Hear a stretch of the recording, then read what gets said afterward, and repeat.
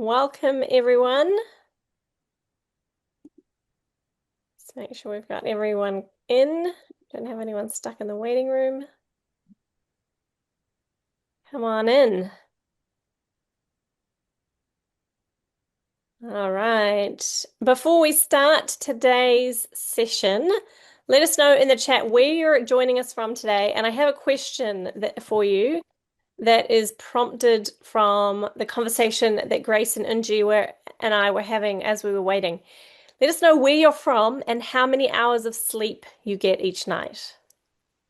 We'd love to know. It's our own little personal inquiry. As you're doing that, welcome. If this is your first Professional Learning International Masterclass, it's great to see you and connect with you. We offer these free masterclasses on different topics with different presenters every month. Most of our presenters have done the Erickson and Lanning Trainer Certification Institute and are sharing some of their learning and the way that they have applied that learning in their own school context. For those of you who are regulars here on our Masterclass series, welcome back. It's great to see you again. Thank you for connecting. All right, so in the chat, we're seeing we've got people from all over the world, from the UAE, from Bucharest, Denmark, the Hi, Netherlands. Dennis. Great to see you again, Dennis. The USA, 24 hours without sleep. Goodness me. Oh my. Sweden, Perth. Well, I hope, is that today that you've been 24 hours without sleep? I hope you make it through the masterclass. It's going to be engaging, but I'm not sure I would stay awake if I hadn't slept in 24 hours. From Perth, from Japan. Looks like the average is between 6 and 7 hours sleep. Mm. Few fives and fours. Interesting. Interesting. Well, great to connect with you all. Thank you so much for joining us for this masterclass on essential skills for deep understanding and concept-based inquiry. Today, your presenters are Grace Shin and Unji Ko, and I'm going to hand over straight to them to get started. Okay, thank you, Rachel. Unji, do you want to share the link for the subtitle application for Koreans if Mm-hmm. that's available? Okay. Yes, Thank you for it's setting on that the up. chat. For Good any look. Korean educators, 선생님, 여기 자막 앱 링크가 들어가 있습니다. 이걸로 따로 보시면 좋을 것 같아요. 줌 자막이 별로 좋지가 않아서요. 이 링크로 안내해 드리겠습니다. Okay. Um, Hello, everyone. It's really nice to meet you today. My name is Grace Eunjung Shin. I live in Busan, South Korea. I'm originally a secondary math teacher and also a certified concept-based curriculum and instruction trainer. I'm also in the IB Educator Network, so I carry out a few IB roles mainly in South Korea. I'm going to direct the IBEC programs from 2026. I'm incredibly proud to serve as the founding director of the Korea Concept-Based Education Association, a nonprofit professional learning community.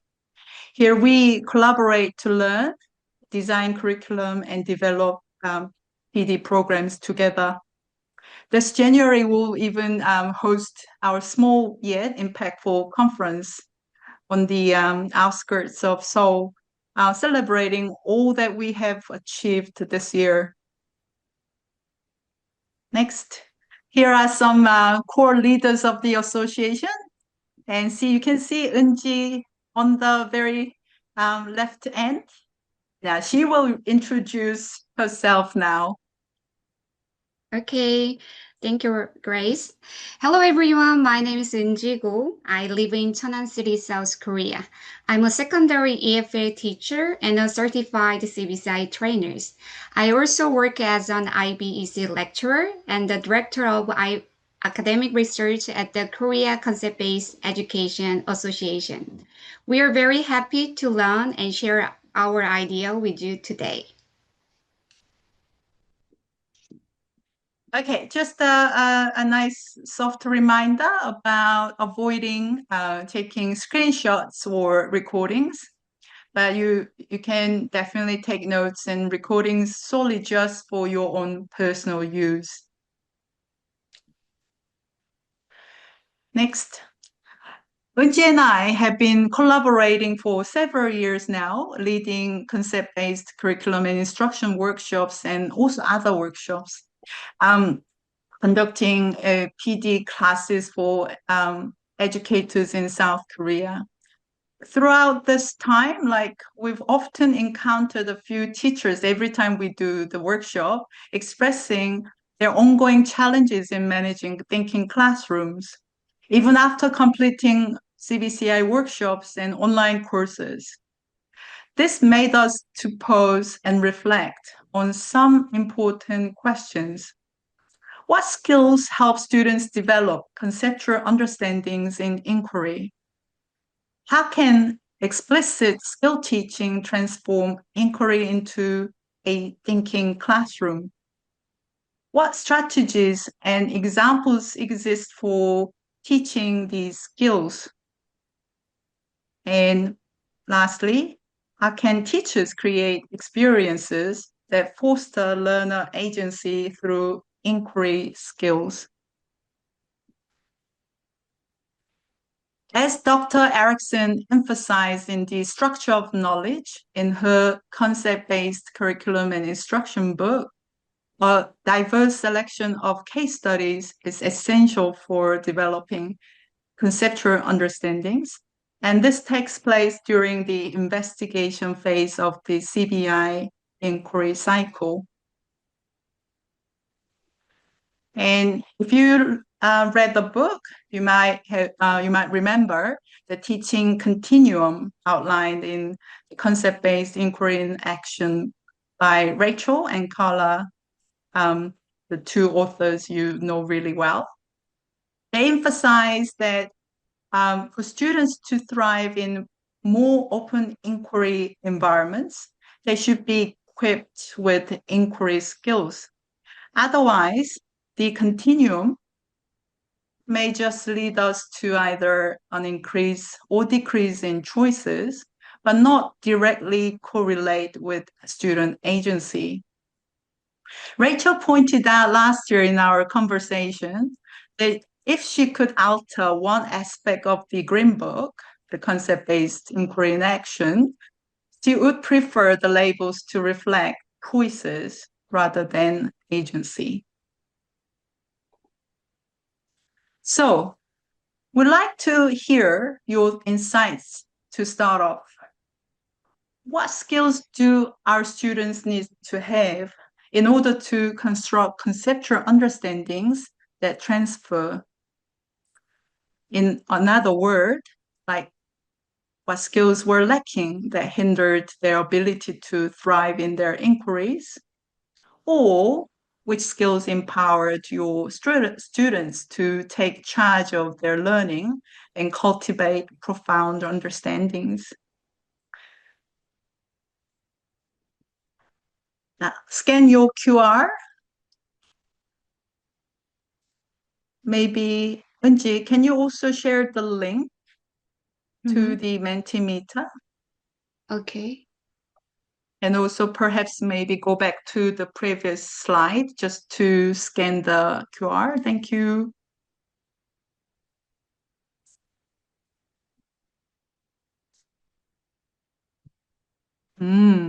Big words coming in. How do we transfer?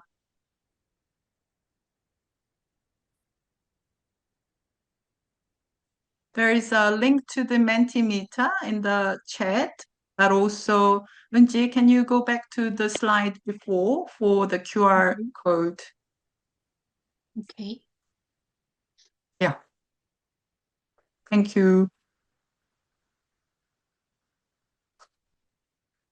We're going to have a couple of minutes just to see your ideas about skills required for conceptual understanding.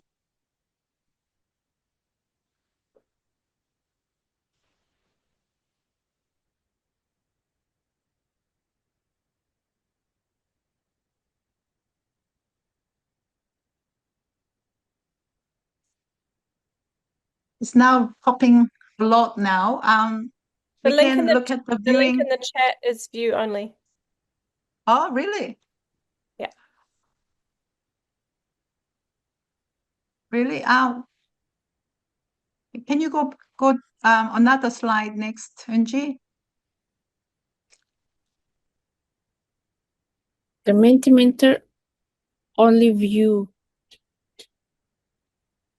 Okay. Yes. Let me check View that. only. Number of participant for free. Maybe. Maybe. Maybe just Okay. put your words into the chat box. If you can't put it in the Yeah. Mentimeter, put it in the chat box. Yeah, please do it in the chat. Sorry, I need to pay Mentimeter for more responses. I'm sorry about that.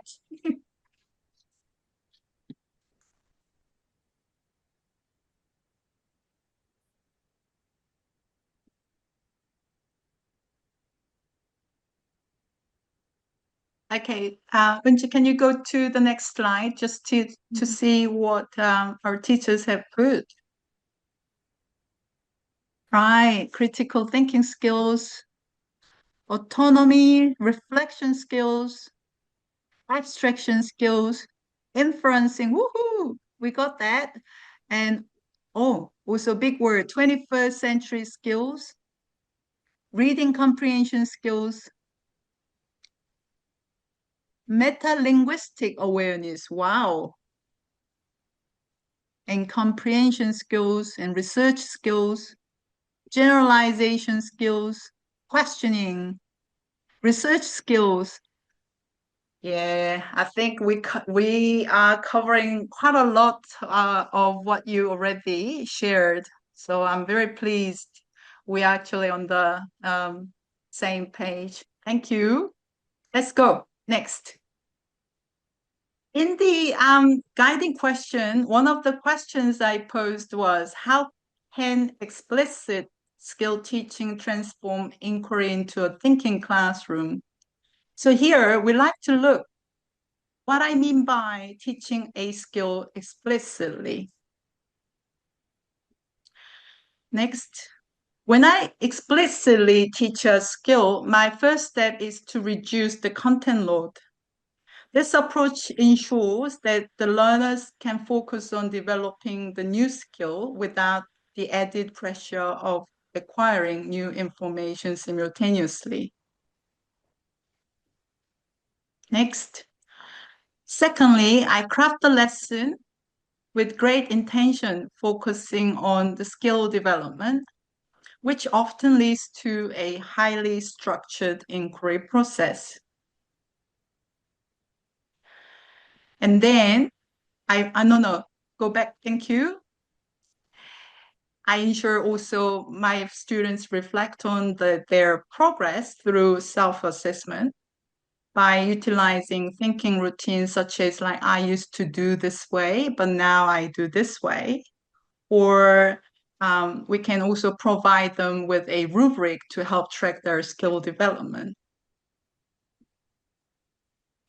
So when we teach skills explicitly, the inquiry often becomes highly structured or directly instructed, ensuring that the target skill is thoroughly learned.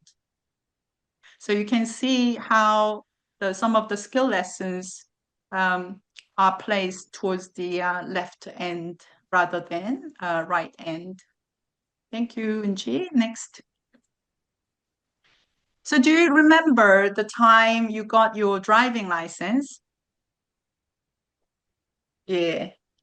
That how many years ago? Some of you like, ah, yeah.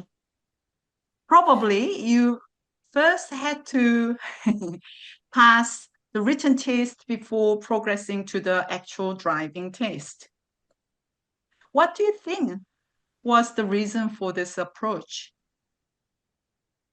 I have some scenarios to explore with you in the next few slides. Shall we begin? While learning how to start the car and shift gears, you also learn the structure of the vehicle and the road rules at the same time. Do you think this is an explicit teaching of a skill or not? Yes or no? Please share in the chat. Is this explicit teaching of a skill? Then yes, or if not, no. Yes. The skill is there, but it's more in implicit way, right?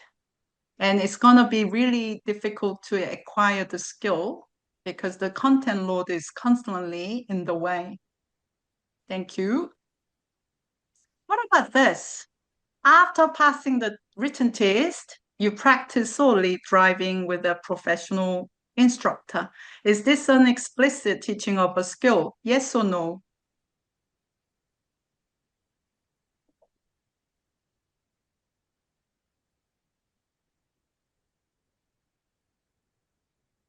Yeah, I think so too.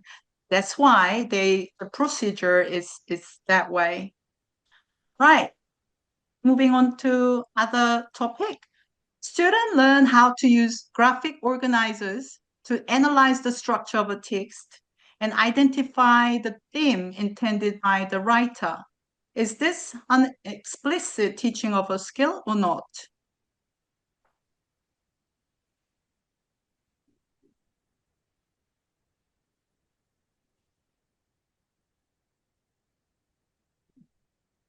Excellent, thank you. Next. What about then, like after reading Han Gang's novel, they explain how the author conveys the theme through the structure of the story. Is this explicit or implicit? Yes or no?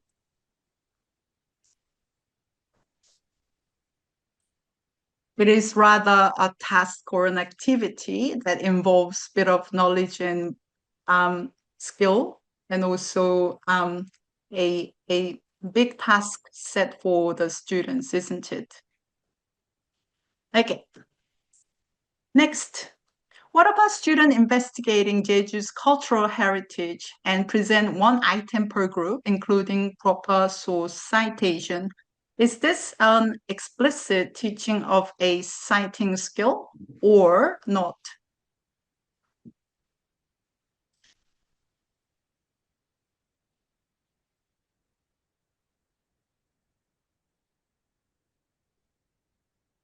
Yeah, it's hard to focus on the citation skill when you have to deal with the Jeju heritage content, right?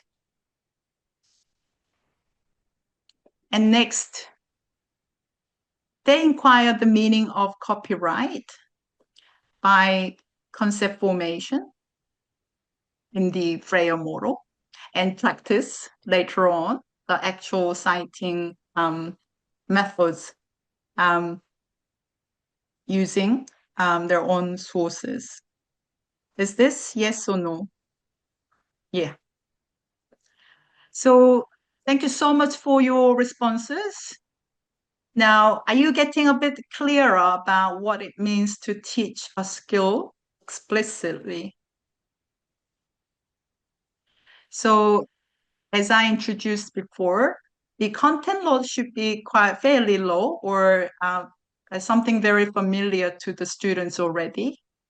And your lesson will be very intentional with a bit of structure, focusing on the skill development. And also you should allow students to reflect their skill development, providing some protocols or thinking routine tools. Right. So we've got some strategies the teachers can use to teach the following skills during the unit of inquiry. First one is questioning. From the guided inquiry or open inquiry and so on, students' questions kick in. So the teachers need to teach students how to pose meaningful questions. Information search. The same here.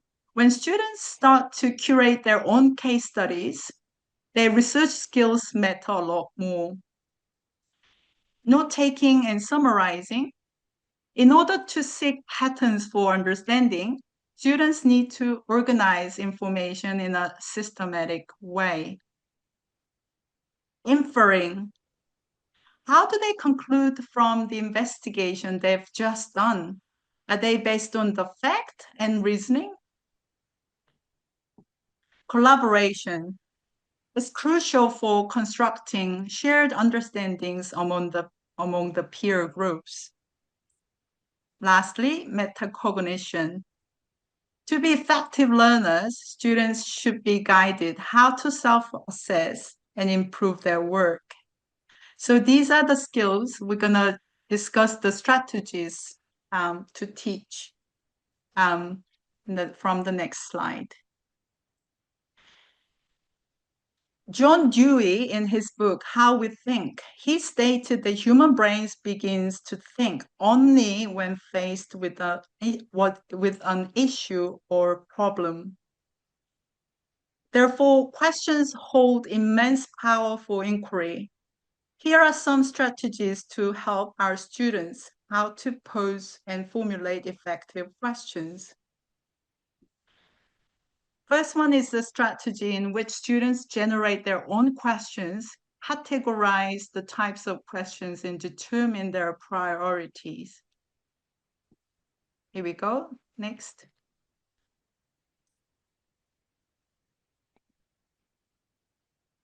Yeah.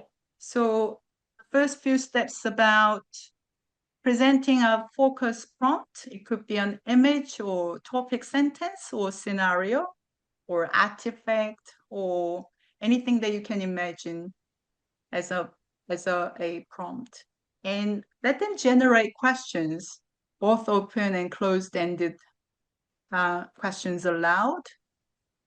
And here the rule is no judging, no fixing and revising, just write as many as they can.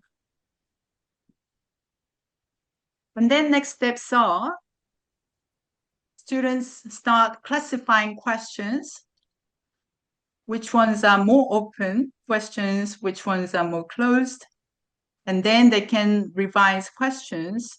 Some of them can be changed into different types. And then the students can, as a group or all together as a class, choose a few questions to pursue for inquiry. And then they can share and reflect.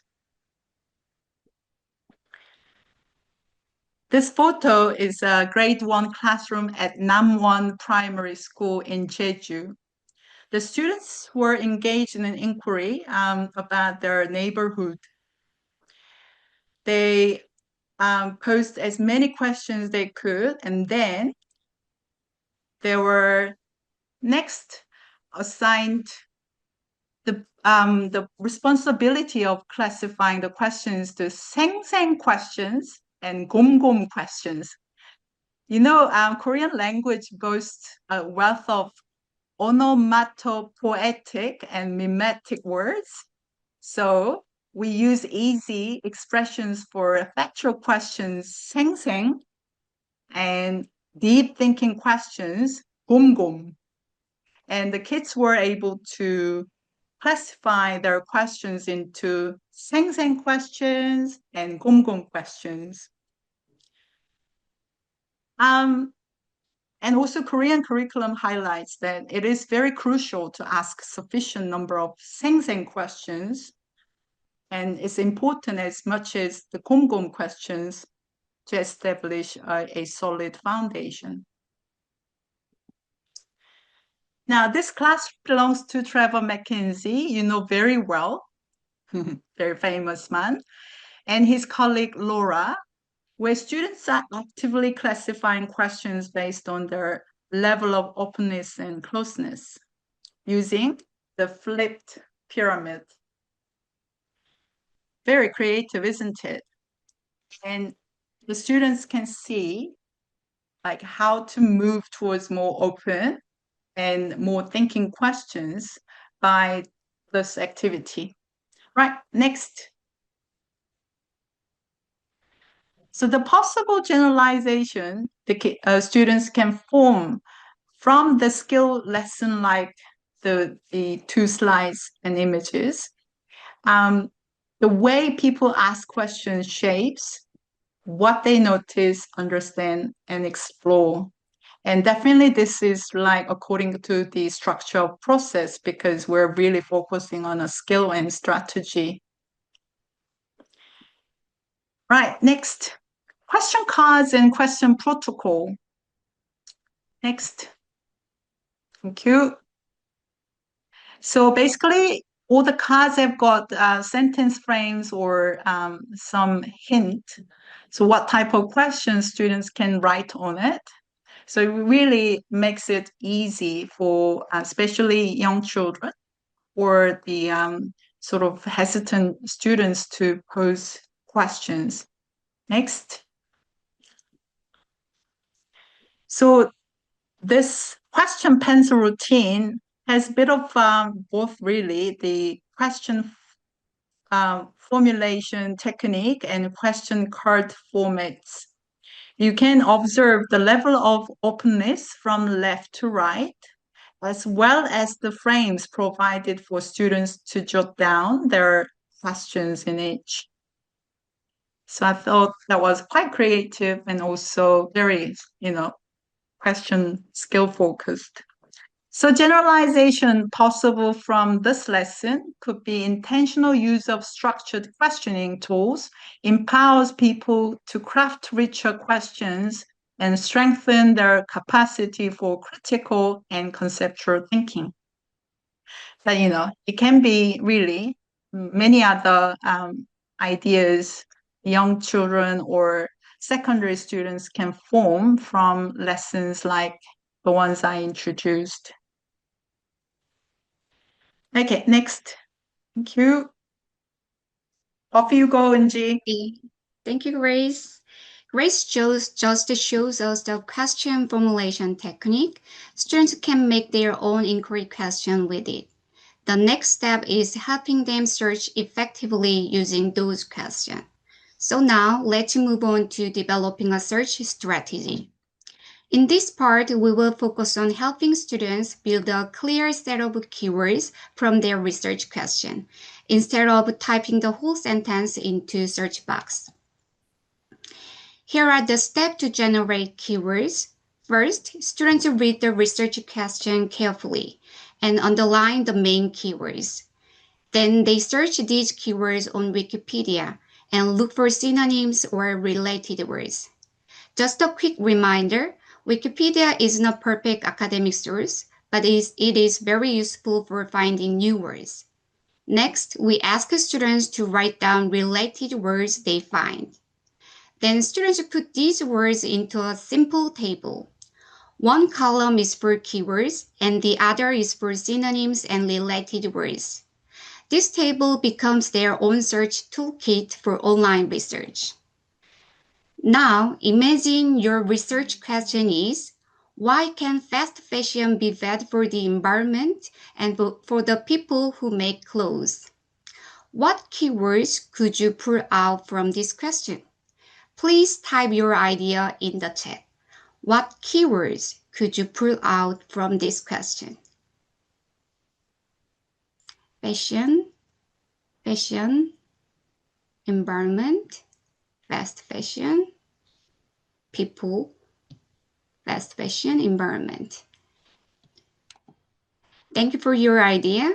From this question, we can pull out keywords like fast fashion, bad for the environment, and people who make clothes. Then we expand these into related words such as factories, working conditions, low prices, and unsustainable consumption. The table on the screen shows how each keyword connects to synonyms and related words that students can use as a powerful search term. Next, we move into the section Narrowing Your Search Digital Searching Skills. Here we focus on how to use those keywords in a smart way when students search online. For these strategies, we can use a simple gradual release model. I do, we do, you do, reflect. I do. First, the teacher models the skill. I show 2 or 3 Boolean operators such as and, or, and quotation marks, and I think aloud while I search. We do. Next, we practice together as a class. We complete the part of the table and notice how each Boolean operator changes the search result. You do. Then students try it on their own. They use the Boolean operator with their own research question to improve their search. Reflect. Students choose one Boolean operator they will use next time and explain why. You can also turn this into a collaborative tool. First, ask each small group to fill in 3 or 4 rows of the Boolean operator table. Then bring all the group's idea together and make one shared anchor chart for the whole class. Put this anchor chart on the classroom wall so students can look at it whenever they plan or refine their searches. Let me show you a few examples. And climate and migration. Both words must appear, so it narrows the result. Or teenager or adolescence. Either words can appear, so it widens the result. Quotation mark. Global warming effect. Searches for that exact phrase in that order. So the possible generalization students could form is effective search strategies lead to meaningful inquiry results. Next, we move into fact-checking. Here we focus on helping students think about what kind of source they are using and how reliable it is. For this strategy, we can use 4 simple steps. First, the teacher explicitly teaches what primary and secondary sources are, and students sort a set of mixed sources. Third, they justify their classifications. Finally, they reflect on which sources would be most reliable for their task. First, we explicitly teach the definitions of primary, secondary, and non-historical sources so students can clearly tell them apart. This is an example task using Korean history. Students read a short description of different sources and decide whether each one is a primary, secondary, or non-historical source.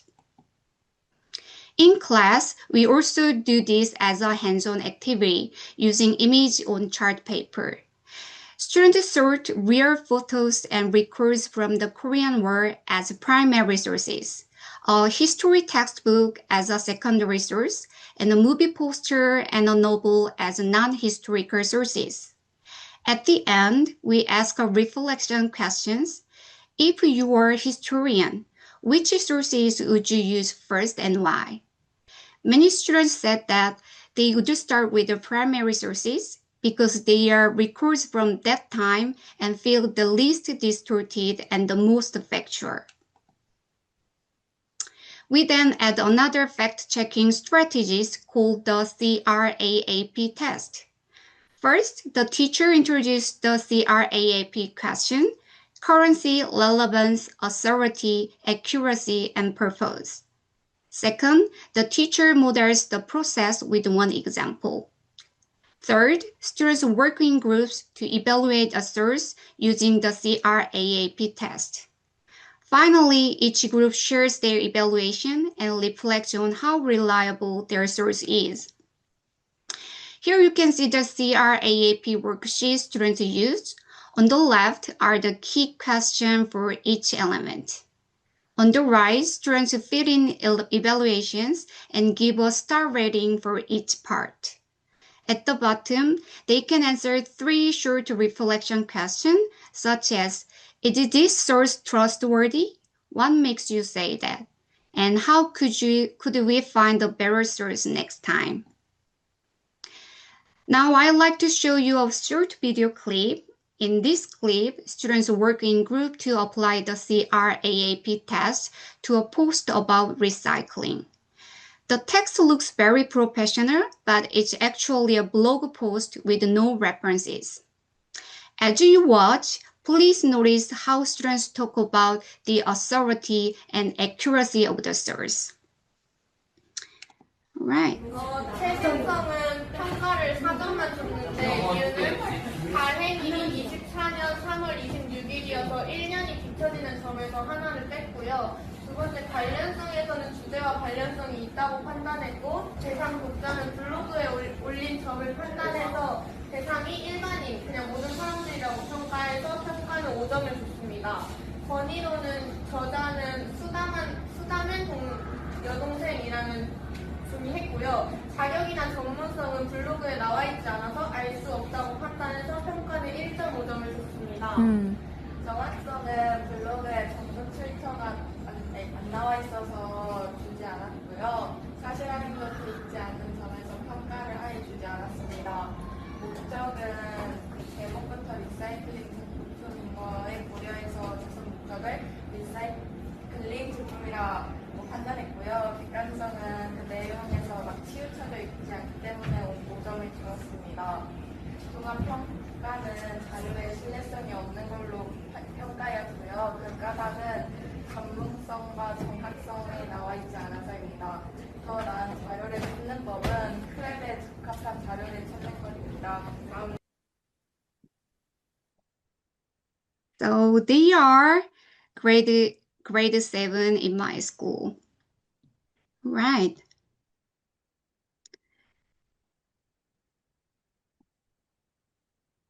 Okay. 전체 So 시작.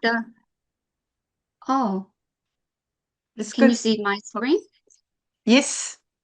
Yes. And the possible generalization is researchers evaluate the credibility and validity of sources to determine the value of information. And next, we move on to note-taking and summarizing skills. Here we introduce 4 simple note formats that students can use while they research. First, linear note. Students write the topic at the top and add headings for each idea. Under each heading, they write only keywords as bullet points. Second, visual note. Here, students summarize one research topic as a simple flow chart. They write the topic at the start, then use boxes and arrows to show how idea moves step by step, adding short key points or small pictures in each box. Third, vertical note, a simple corner style format.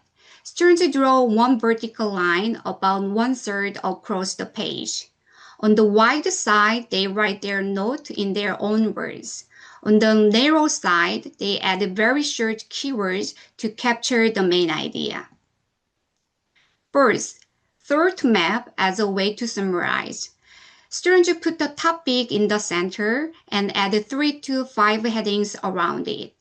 Then they place idea in order under each heading and finish with short trigger words on the outer branches. Trigger words are basically keywords. So that's why it calls thought, topic, heading, idea in order, trigger words.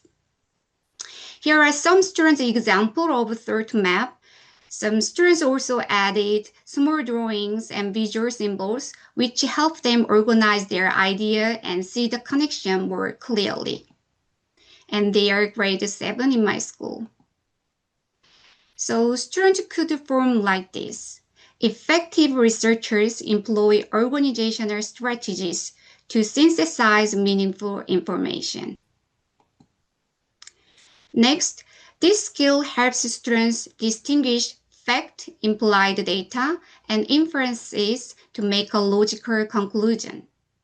This helps students read the source they found more carefully and think more critically about them.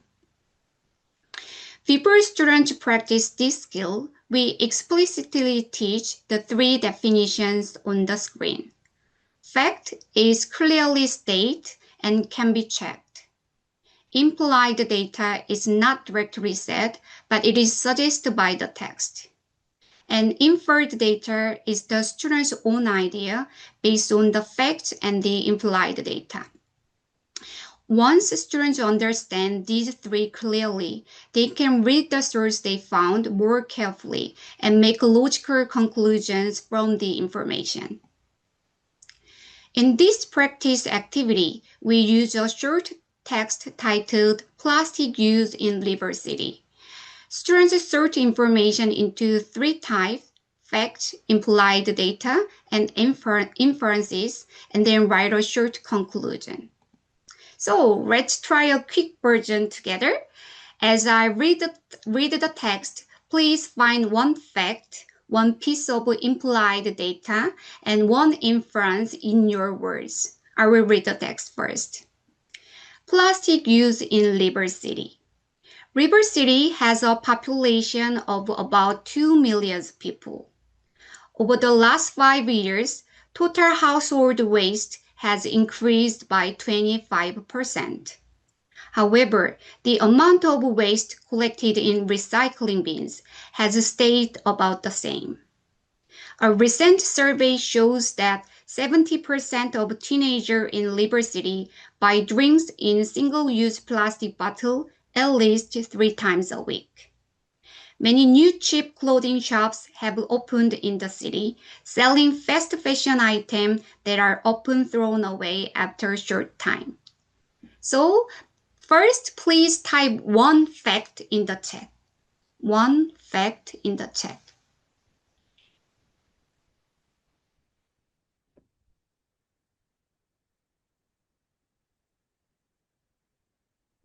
Population size. The city has 2 million people. Population. 70% use single-use plastic bottle. Great. Now, please type one implied idea in the chat. One implied idea in the chat.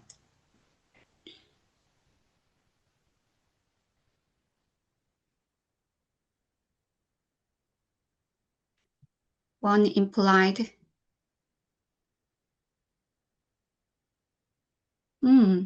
The recycling is not being practiced as much as before. People are not very sensitive to the environment.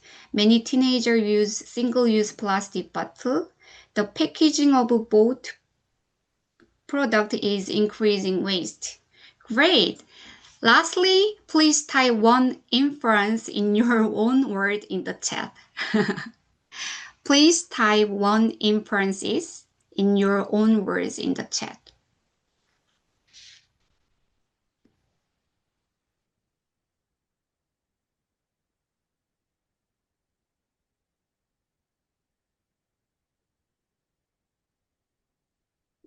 The teenagers are not recycling plastic bottles. Thank you.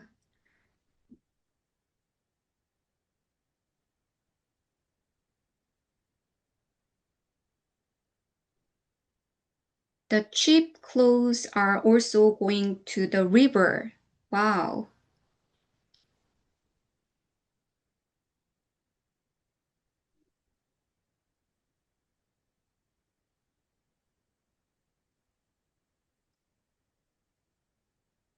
It's difficult, isn't it? Okay, the city environment may be getting into a harder situation. Great. People are buying clothes and binning them with general waste. Thank you. Here's one example of how students might answer. 2 facts. River City has a population of about 2 million people. Over the last 5 years, total household waste has increased by 25%. And two implied data. Teenagers are a major source of plastic bottle waste in River City. Fast fashion shops are causing more clothes to be bought and quickly thrown away. And two inferred data. Students infer that plastic waste is becoming a serious environmental problem in River City. And students infer that the city needs stronger recycling or waste reduction policies. So the possible generalization students could form is critical thinkers analyze evidence to construct logical inferences beyond explicit information. Okay. So let me hand it over to Grace.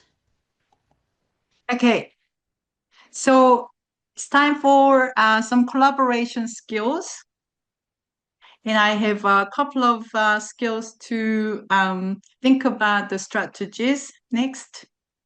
First one is active listening, an effective way of listening, learning key concepts and exploring case studies collaboratively. No, I don't think this is the right slide. Sorry. Can we just move on to the next? Thank you. They mismatched. The active listening is way of collaborating as a group, and it's a really effective way to form a shared understandings, but also like the debate or discussion activities, right? So the steps are, can we go back one? Thank you. First step is impair students share a story about the time they had trouble with their families or friends. It's just something very easy and familiar. And next. And then introduce the 8 elements of active listening and discuss which ones they used when they listened to their partners. And the information about the eight elements will describe what each element is about and how it looks and feels in the conversation. And the next step is students then choose 2 elements they rarely use in their conversations and retell the stories using them. And then later on, the students will reflect and share. Next, thank you. So when they reflect, they say it's really hard to use the elements then they actually don't use usually in their conversations. And I say that's what a new skill development feels like, because it's very unfamiliar and they actually need to train with purpose. Yeah. So the generalization here possible is intentional listening strengthens understanding and collaboration by helping people connect, clarify, and reflect more effectively.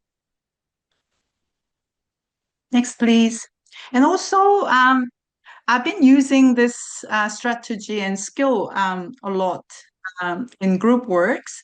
It's called shared expert jigsaw. This is actually the description that should have come here, not the active listening. An effective way of learning key concepts and exploring case studies collaboratively within a limited set time. So let's look at the steps. Shared expert jigsaw. Introduce the purpose, like explain to students that they will become experts on one part of a topic, then teach their peers. Clarify that the goal is to learn collaboratively, not individually. And create small heterogeneous groups, like home groups, and each student will eventually return to this group after preparing as expert groups. Step 3. No. Go back, please. Step 3. Yeah. You're going to assign the expert topics to each student, one section or concept or case study to investigate. Make sure the workload and complexity are balanced. Next, please. And step 4, students with the same assigned topic gather together to form expert groups. And before they begin, the teacher may model how to identify key ideas or demonstrate note making or show how to summarize clearly or provide guiding questions or structured template if needed. And so then students read, analyze, discuss, clarify understanding of their topic, and they create a shared summary or representation like a chart or sketch and etc. So eventually they get to prepare to teach others on the assigned topic. Each expert group decides how to explain their learning clearly to others. And teachers can encourage concise explanation, examples, and visual support. Next. So then students return to their home groups and take turns teaching their assigned section. A home group synthesis will happen, but the teachers can give the students some roles like who takes notes, who asks questions, and who makes connections and across the expert topics.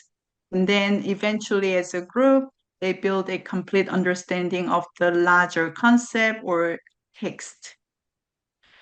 Then the whole class group can have a debriefing, like what did we learn? How did each part contribute to the whole?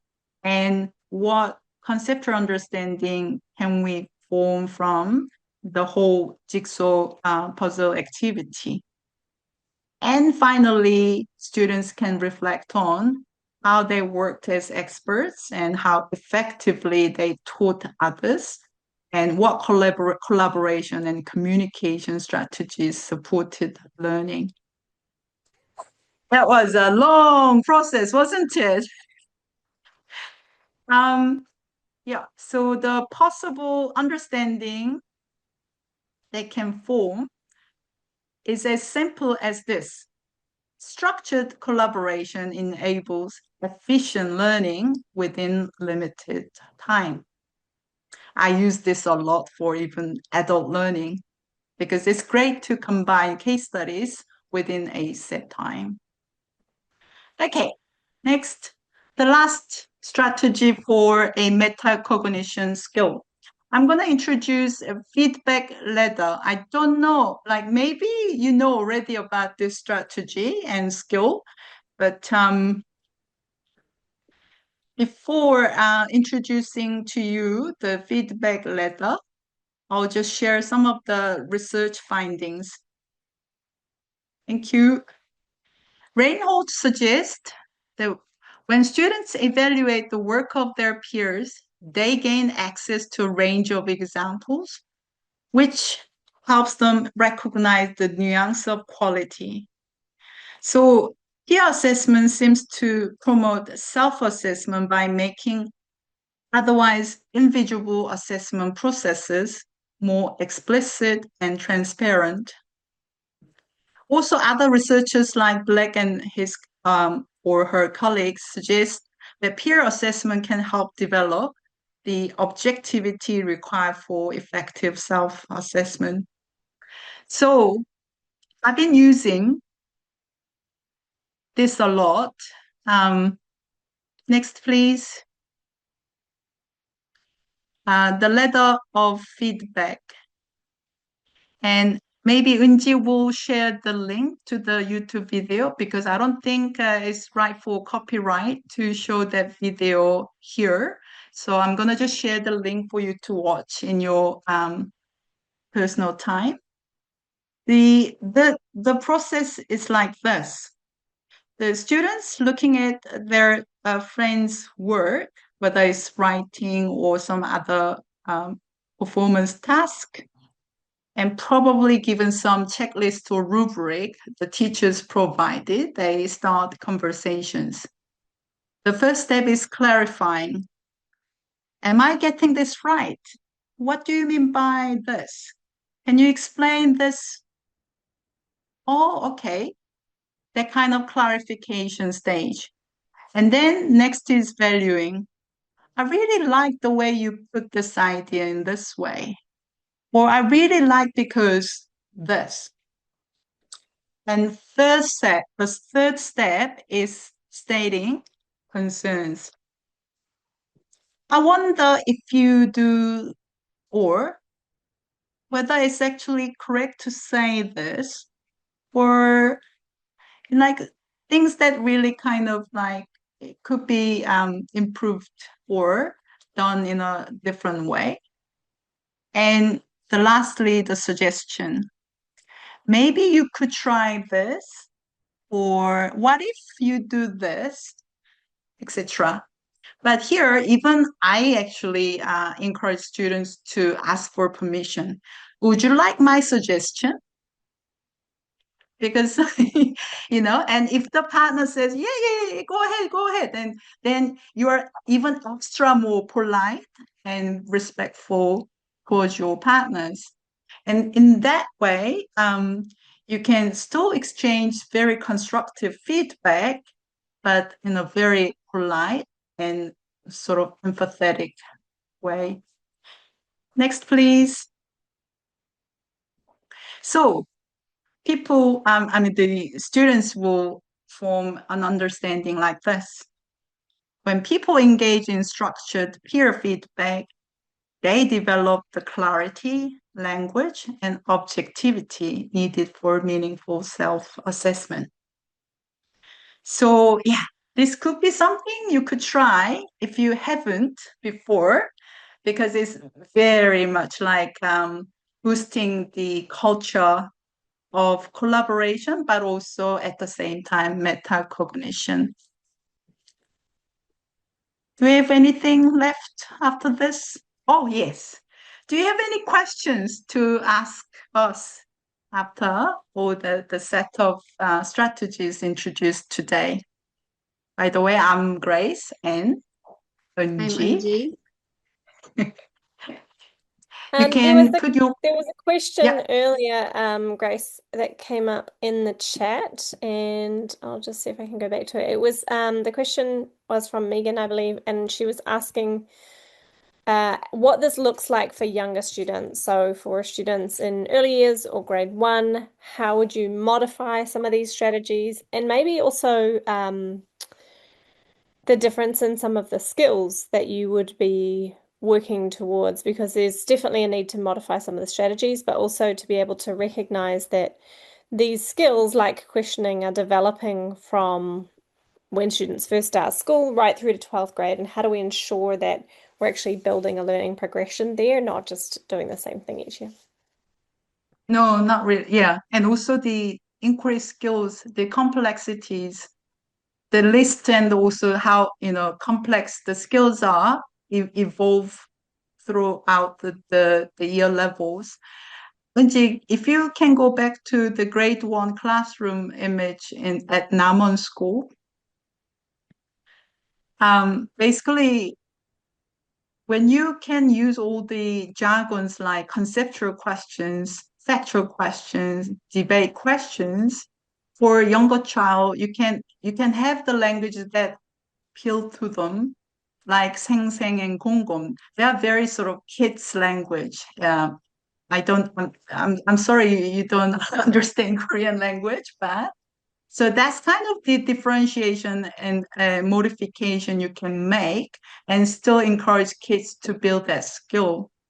And I'm sure for younger kids, a lot of skills about self organizations, where to go, how to put their clothes and stuff, and probably lots of drills, right? So you probably have been doing explicit teaching of a skill already a lot and doing all these strategies like reinforcement and, um, reward system and all that kind of like powerful strategies already. But if coming from secondary background, I'll just lower the level of the terminologies and also the complexity of the organizers and also lots of visuals and artifacts and tools to um, accommodate. Okay. Any other questions? I know we're hitting 1 hour already. So Maybe while people are putting the questions in the chat, is there another slide there, Angie, after that? Okay. I just go ahead and continue to add any questions. If you're typing those questions out, add them to the chat. We won't close off just yet. But I just wanted to take the opportunity to tell you a little bit more about the Erickson and Lanning CBCI Trainer Certification Institute that both Grace and Unji have participated in and that I participated in. It was the beginning of my journey into concept-based education, and now has provided those opportunities to work full-time as a consultant. So I had just put it in the chat earlier. Actually, I put it in before I intended to. I've added the link there. So if you are interested in either leading your own school on that journey in concept-based education, or perhaps you're looking to move from a classroom teacher into a leadership role in your school and want that support to take that next step, then do consider the Erickson and Lanning Trainer Certification Institute. There's a link in the chat. It's a 1-year program. It involves it is fairly heavy course load, I think it would be fair to say, but we come together every week for an hour or two, and you take part in 4 courses throughout the year to become a certified trainer. In addition to that, we do have shorter courses as well. So we have a course called Concept-Based Inquiry in Action that was developed by myself and Carla Marshall. And Grace has actually translated that course into Korean. So it's available in both English and in Korean online. So you can find the links to those courses as well. And we offer that workshop face-to-face. So I will actually be with both Grace and Unji in Jeju later in February to run a 2-day workshop there. And then I'll be in the US in March. So I've just popped the links to all of those into the chat if anyone is interested in learning more about those. Any other questions? No,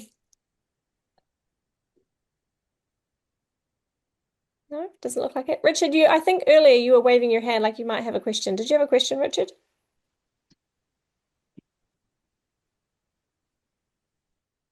No, maybe not.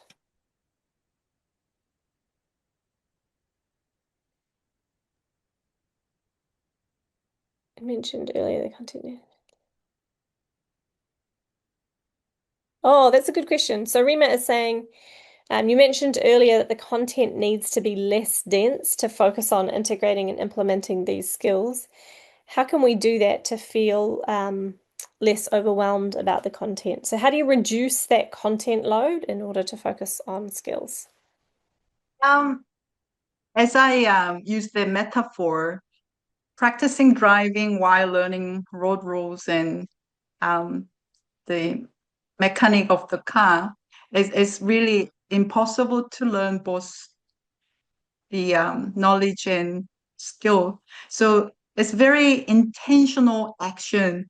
You really use something already familiar and just deal with the skill. And once the skill is equipped and put in their toolbox, you can then teach implicitly to integrate into activity that has more contents and more scenarios, more context to to the lesson. So I think it's a developmental approach, but also very intentional choice and action.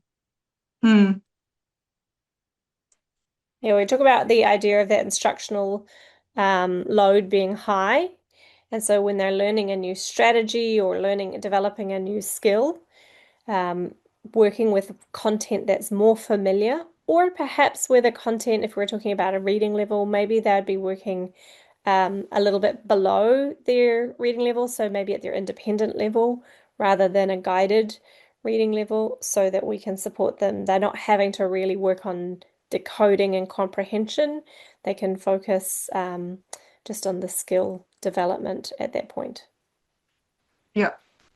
And Rachel's book, The Green Book, has got so many organizer ideas so that it lowers the cognitive load while actually forming understandings effectively.